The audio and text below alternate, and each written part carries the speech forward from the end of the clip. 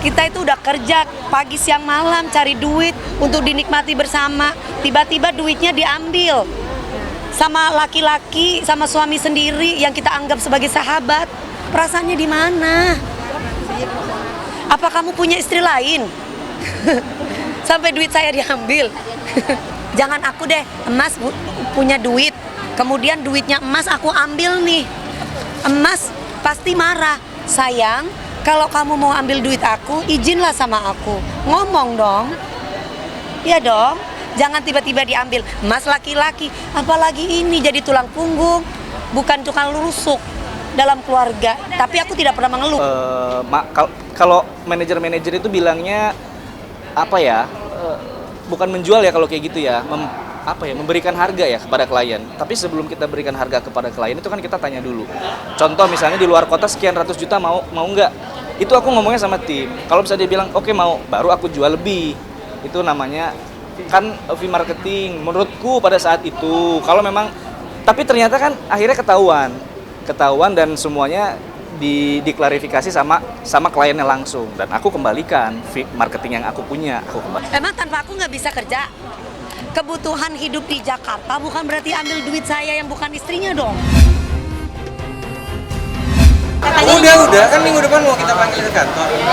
Itu Nanti soalnya hasilnya tanda seperti tangan apa itu nanti klarifikasi semua. Soal tanda Satu tangan itu persatu. Ya nanti aku udah dapat semuanya datanya dari Badai. Nanti kita klarifikasi. Nanti hasilnya seperti apa kita sampaikan ke kantor. Apakah memang ingin dikembalikan semua atau gimana? Ya kita lihat nanti, tergantung. Ada bikin apa ya Bang Sandi mungkin? Enggak, belum. Nih ke depannya jadi Kan disuruh mediasi dulu. Yang penting minta maaf, mengakui perbuatan. Nih, Kan udah disomasi sama Bang Sandi kan.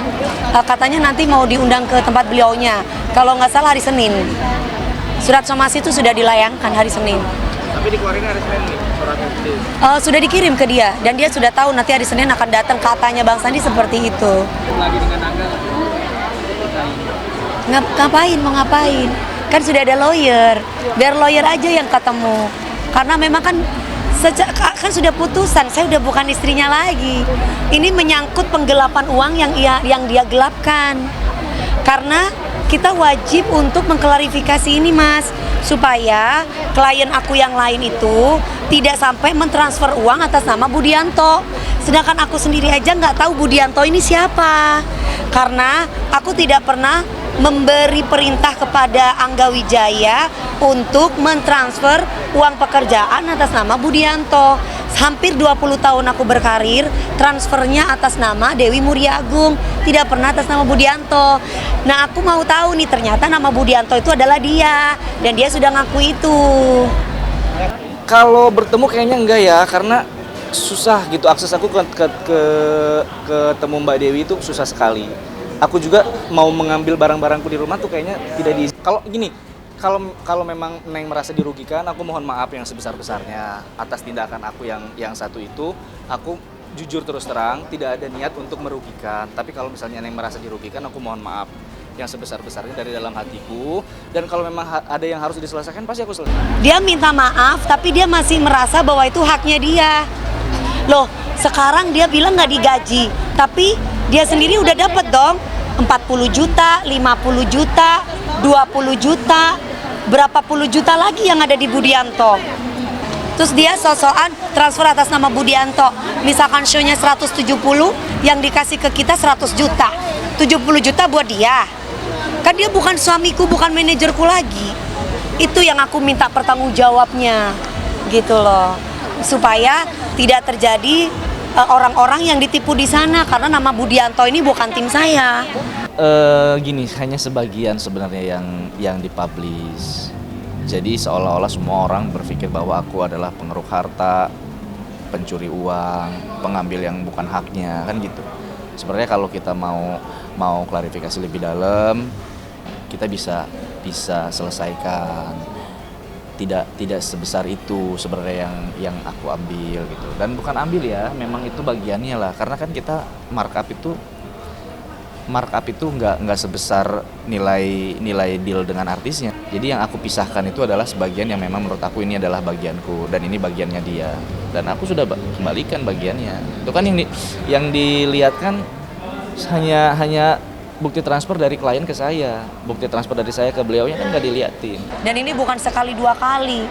Dari dulu saya sama ibu saya tuh disuruh sabar, makanya tidak digugat dulu, disuruh sabar untuk menerima gitu.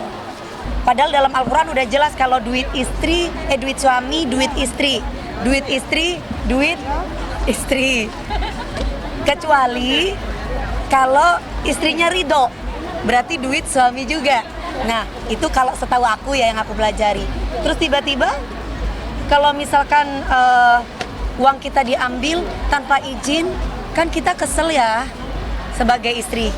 Kalau aku pribadi, kalau nggak ngomong aja kenapa sih? Toh selama ini mau beli apa-apa juga kita kasih, gitu. Apalagi sampai melakukan tanda tangan palsu. Dewi Persik ngomongnya harta-harta mulu. Bukan, ini saya cuma meluruskan bahwa perceraian kami itu karena kebohongan-kebohongan yang dia lakukan terhadap saya. Bedanya bukan saya menggugat, hanya dia yang menggugat. Karena saya tidak boleh menggugat terlebih dahulu sama ibu saya. Itu loh mas, dia ngajakin begini, saya nggak mau. Hampir 2 bulanan, karena saya itu banyak diselewengin duitnya.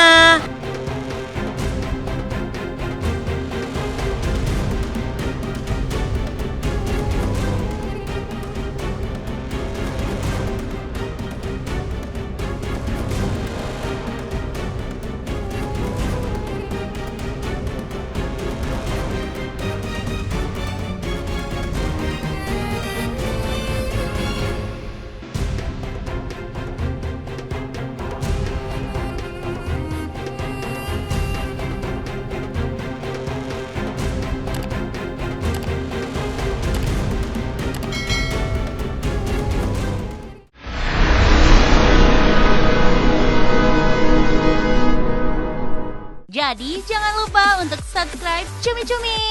Ditekan ya tombol lonceng merahnya.